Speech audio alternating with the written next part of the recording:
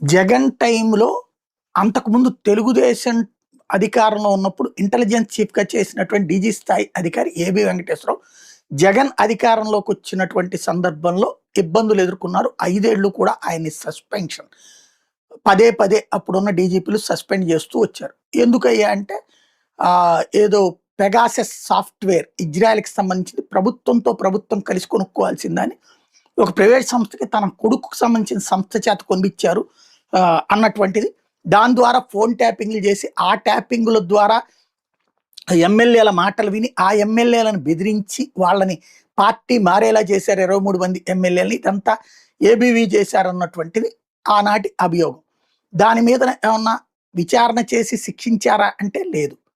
5 ఏళ్ళు విచారణ జరుగుతానే వచ్చింది. ఆయన సస్పెన్షన్ జరుగుతానే వచ్చింది.